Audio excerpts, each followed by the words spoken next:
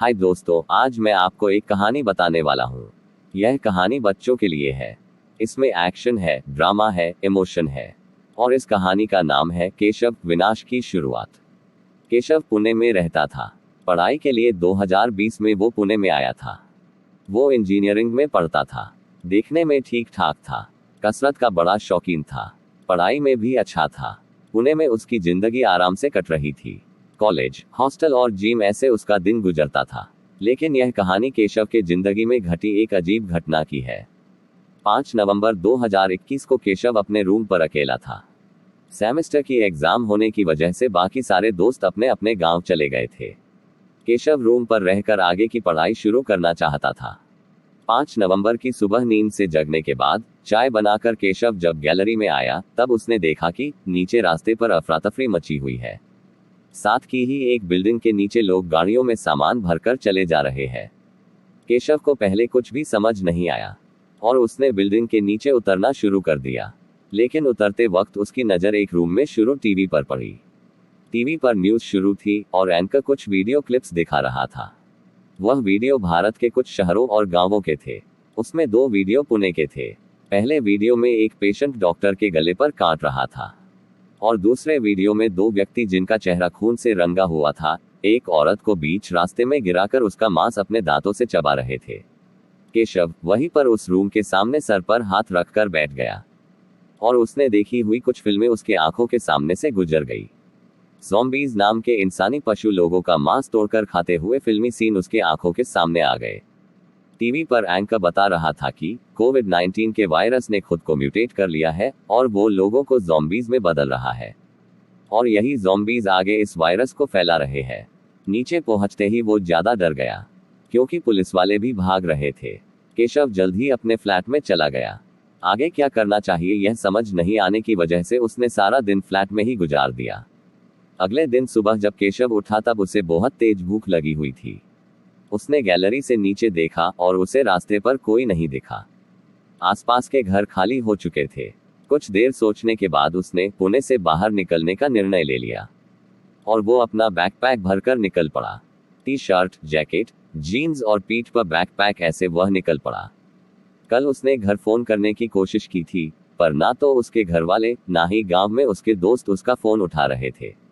बाहर भयानक सन्नाटा था। पुलिस वाले भाग चुके थे। रास्ते पर बहुत कम लोग दिख रहे थे। कुछ लोग घरों में ही दरवाजे बंद करके बैठे थे, तो कुछ लोग गांव भाग चुके थे। कुछ देर चलने के बाद उसे रास्ते के किनारे एक टाटा नेक्सॉन खड़ी दिखी। उसका दरवाजा खुला था और उसकी चाबी भी अंदर ही थी।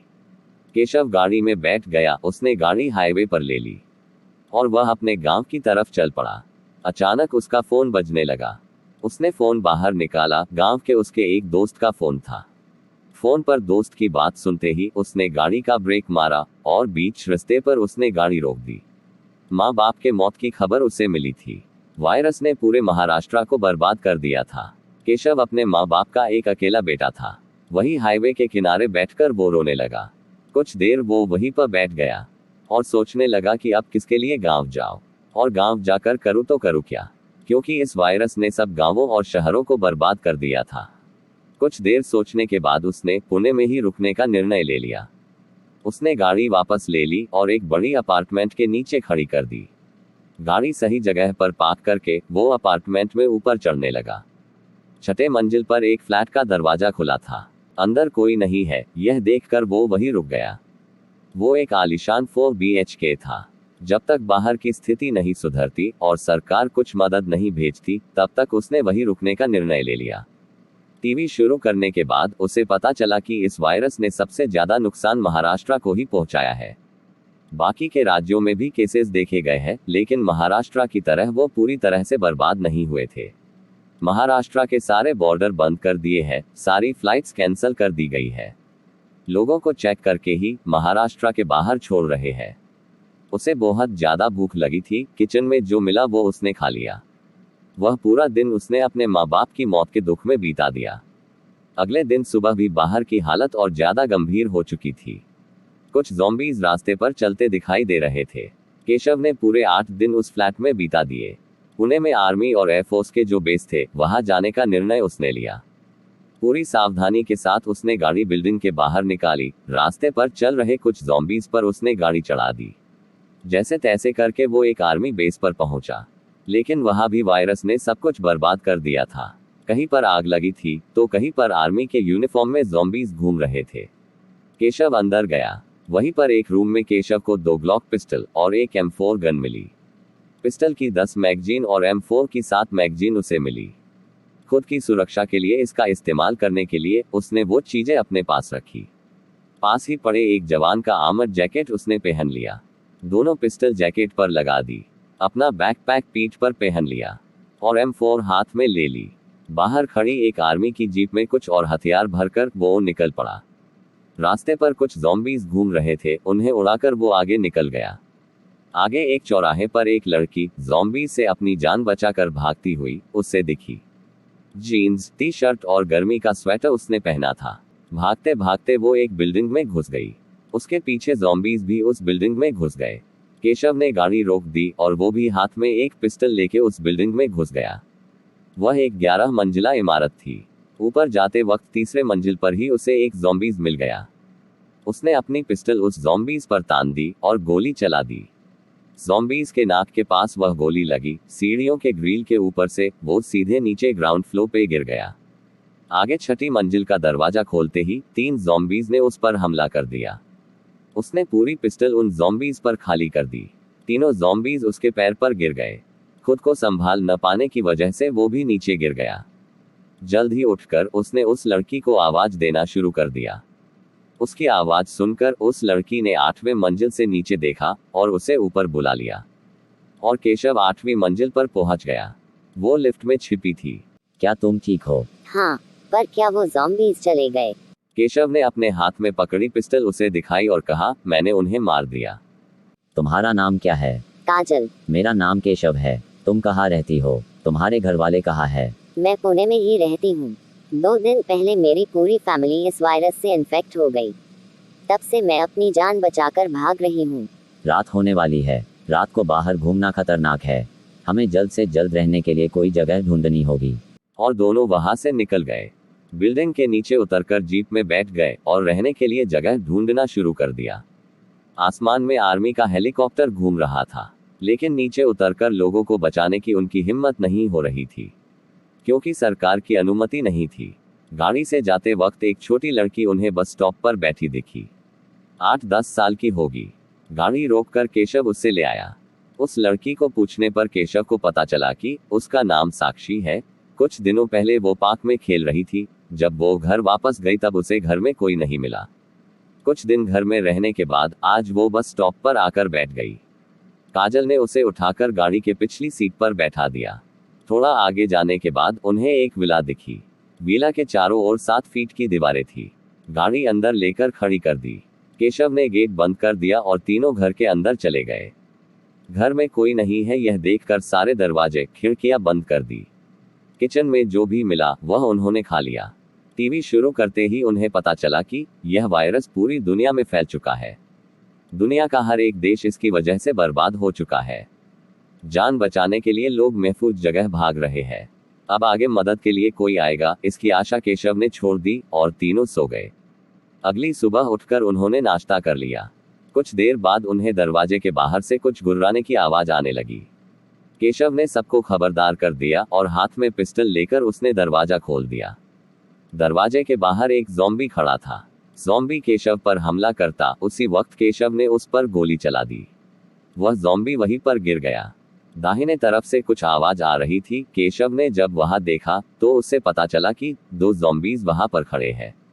केशव ने दरवाजा बंद कर दिया और काजल और साक्षी को जरूरत का सामान बैग में भरने के लिए कहा, क्योंकि इधर रुकना अब ज्यादा खतरनाक था। खाने पीने की और कुछ और चीजें लेकर वो धीरे से गाड़ी के पास पहुंचे और उन्होंने सारा सामान गाड़ी में रख दिया। काजल ने साक्षी को गाड़ी में बिठा दिया। केशव ड्राइविंग सीट पर बैठा था। गेट खोलने के लिए काजल आगे जा रही थी, लेकिन उसका पैर रास्ते में गिरी एक कांच की बोतल को लग गया और बड़ी आवाज आई। आवाज की ओर दोनों ज़ॉम्बीज़ भागने लगे। काजल घबरा गई। केशव ने जोर से चिल्लाकर कहा, जल्दी भागो और गेट खोल दो, और केशव ने गाड़ी शुरू कर दी। घबराई हुई स्थिति में ही काजल भागने लगी। उसने गेट खोल दिया, लेकिन गाड़ी में बैठते वक्त वो गिर गई। केशव ने गाड़ी गेट के बाहर ले ली और बाएं ओर लेकर खड़ी कर दी, और वो पिस्टल हाथ में लेकर नीचे उतर गया।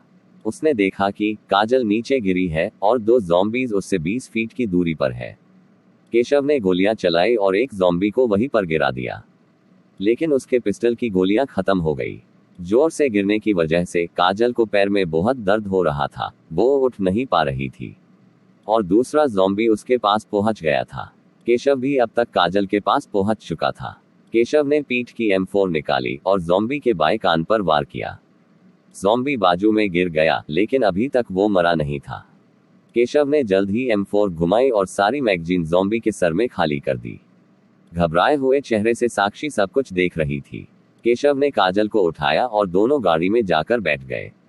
गाड़ी के मिरर में केशव ने देखा कि 8-10 ज़ॉम्बीज गाड़ी की तरफ भागते हुए आ रहे हैं। उसने गाड़ी शुरू की और जोर से भगाकर वह निकल गए। आगे चौराहे पर एक बड़ी स्क्रीन पे सरकारी अनाउंसमेंट चल रही थी। उसमें बताया जा रहा था कि जो लोग इस वायरस से इन्फेक्टेड नहीं है, वो लोग साउथ बॉर्डर पर आ जाए। वहां पर इंडियन आर्मी की तरफ से बचाव ऑपरेशन शुरू है, जहां से लोगों को एयरलिफ्ट करके सुरक्षित जगह ले जा रहे हैं। केशव जिस जगह था वहां से साउथ बॉर्डर 300 किलोमीटर दूर थी। केशव ने साउथ बॉर्डर पर जाने का निर्णय ले लिया और वो वहां से निकल गए। टूटी फूटी गाड़ियां, उसमें लगी आग, रास्ते पर गिरी लोगों की लाशें, यह सब देखकर वो तीनों घबरा गए, लेकिन उन्होंने उनका सफर शुरू रखा। कुछ समय बाद वो एक पेट्रोल पंप पर रुक गए। वहां पर जगह जगह पर खून दिख रहा था। साक्षी और काजल दोनों वहां पर फ्रेश हो गई। पेट्रोल भरने के बाद जब वो वहां से जा रहे थे, तब पीछे से एक गाड़ी आ गई। उन्होंने अपनी गाड़ी केशव के गाड़ी के बाजू में लगा दी और केशव की गाड़ी में झांकने लगे। कुछ ही देर में उन्होंने अपनी पिस्टल बाहर निकाली और केशव को गाड़ी से उतरने के लिए कहा। केशव को समझ आ गया कि अगर मैं यहाँ उतर गया तो यह लोग हमारा सारा सामान, सारे हथियार और खाने पीने की चीजें ले लेंगे, और इन चीजों के बगैर साउथ बॉर्डर पर पहुंचना नामुमकिन है। केशव ने दरवाजा खोलने का नाटक किया और पल में गाड़ी फुल स्पीड में आगे ले ली और हाईवे पर भगाना शुरू कर दिया। वो दोनों पीछे से गोलियां चला रहे थे, लेकिन आर्मी की गाड़ी होने की वजह से गोलियां अंदर नहीं आ रही थी। उनकी गाड़ी पीछे ही थी। वो बार बार उनकी गाड़ी से केशव की गाड़ी को टक्कर मार रहे थे। काजल और साक्षी दोनों घबरा गए। काजल ने खुद को संभाल लिया और पीछे रखी एक बंदूक निकाली। वो बंदूक लॉक थी। केशव ने उसका लॉक खोला। पिछला दरवाजा खोल के काजल ने पूरी मैगजीन गुंडों की गाड़ी पर खाली कर दी। पूरी मैगजीन खत्म हो गई और उसमें से एक गोली उनकी गाड़ी के टायर पर जा लगी और उनकी गाड़ी वहीं पर पलट गई। काजल ने गाड़ी का पीछे का दरवाजा बंद कर दिया और वो आगे की सीट पर आकर बैठ गई। काजल ने उसका सर डैशबोर्ड पर रखा और वो रोने लगी और रोते रोते हंसने भी लगी। केशव ने अपना बायां हाथ उसके कंधों पर रखा और उसे शांत होने के लिए कहा। काजल सीधे बैठ गई और जोर जोर से हंसने लगी। केशव भी हंसने लगा। तीनों के चेहरे पर मुस्कान आई और उन्होंने अपना सफर शुरू रखा। 5 किलोमीटर का सफर बाकी था और आगे रास्ते पर कुछ टूटी फूटी और कुछ आग लगी हुई गाड़ियों की वजह से रास्ता बंद हो चुका था। फिर भी केशव धीरे धीरे से गाड़ी आगे ले रहा था, लेकिन अचानक एक बड़ी आवाज आई। केशव ने उतरकर देखा तो पता चला कि गाड़ी का टायर फट गया है और वो बाजू की एक एक्सीडेंट हुई गाड़ी में अटक गया है। आसपास की कोई भी गाड़ी चलाने लायक नहीं थी, तो उन्होंने जरूरत की चीजें लेकर आगे जाने का फैसला लिया। दोपहर का समय था और वो जैसे जैसे आगे जा रहे थे, वैसे वैसे उनके आगे ज़ॉम्बीज आ रहे थे। केशव सटीक तरह से हर एक को मार रहा था। वो तीनों भागते भागते कुछ आगे आए और उन्हें कुछ दूरी पर ज़ॉम्बीज का एक बड़ा ग्रुप दिखाई दिया। करीब 30-35 ज़ॉम्बीज होंगे उसमें। केशव ने काजल और साक्षी को आगे के खतरे को लेकर खबरदार किया और वो तीनों रास्ते के किनारे खड़े एक गाड़ी के पीछे छिप गए और धीरे धीरे आगे जाने लगे। एक गाड़ी के पीछे से दूसरी गाड़ी के पीछे, दूसरी गाड़ी के पीछे से तीसरी गाड़ी के पीछे, ऐसे वह आगे बढ़ने लगे। वो तीनों उस ज़ॉम्बीज के ग्रुप के पास से सुरक्षित आगे निकल गए। आगे कुछ देर चलने के बाद उन्हें इंडियन आर्मी के जवान दिखाई दिए। जल्द से जल्द वहां पहुंचने के लिए वो तेजी से भागने लगे और जो चीज नहीं होनी चाहिए थी वह चीज घट ही गई। भागते वक्त एक ज़ॉम्बी सीधे केशव की तरफ आया। खतरे को भांपकर केशव सीधे जमीन पर लेट गया और वह ज़ॉम्बी सीधे आगे जाकर गिर गया। वह ज़ॉम्बी जब आ रहा था तब उसके पीछे एक और ज़ॉम्बी था उसने काजल और साक्षी पर हमला किया। काजल उसके हाथ से निकल गई, लेकिन ज़ॉम्बी ने साक्षी को पकड़ लिया।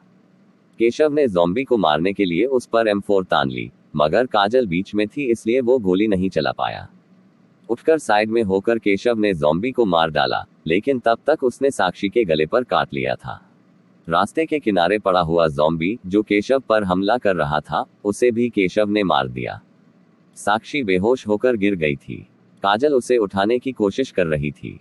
केशव उनके पास ही खड़ा था। कुछ पल के बाद साक्षी एक ज़ॉम्बी में बदलने लग गई। उसके मुंह से खून निकलने लग गया, उसके गले से गुर्राने की आवाज आने लगी। केशव को समझ आ गया कि साक्षी भी ज़ॉम्बी बन रही है। जल्द ही केशव ने काजल को उठाया और उसका हाथ पकड़कर वो भागने लगा। कुछ ही पल में साक्षी के रूप में एक ज़ॉम्बी उनके पीछे भागने लगा। काजल साक्षी की तरफ देख रही थी, इसलिए केशव भी तेज भाग नहीं पा रहा था। केशव बीच में ही रुक गया और काजल के दोनों कंधों पर हाथ रखकर उसने काजल को कहा, काजल साक्षी मर गई है, अब हम कुछ नहीं कर सकते, ये देखो बॉर्डर, हम पहुंच गए हैं। और काजल ने खुद को संभाल लिया और दोनों ने बॉर्डर पार कर ली। उन दोनों के पीछे एक ज़ॉम्बी भाग रहा है। यह देखकर आर्मी के एक जवान ने एम लिया और गोली चला दी। वो गोली साक्षी के सीने में लगी और साक्षी जमीन पर गिर गई। केशव और काजल ने साक्षी को जमीन पर गिरते देखा। केशव ने काजल का रोता हुआ चेहरा अपने सीने पर रखा और वो भी साक्षी के तरफ देखते हुए रोने लगा। साउथ बॉर्डर से लोगों को एयरलिफ्ट करके एक बड़े हवाई अड्डे पर ले जाया जा रहा था और वहां से एक बड़े प्लेन में बिठाकर अंडमान निकोबार, जहां पर अब तक यह वायरस नहीं पहुंचा था, वहां लोगों को सुरक्षित पहुंचाया जा रहा था। केशव और काजल दोनों पोर्ट ब्लेयर एयरपोर्ट पर सुरक्षित तरह से पहुंच गए। वहां पर लोगों के रहने और खाने की अच्छी व्यवस्था कर रखी थी। प्रधानमंत्री से लेकर बिजनेसमैन तक बड़ी बड़ी हस्तियां वहां पर मौजूद थी। केशव ने आसमान की तरफ देखकर चैन की सांस ली। काजल और केशव दोनों एक दूसरे की तरफ देखने लगे और केशव ने एक बार फिर काजल को गले लगा लिया।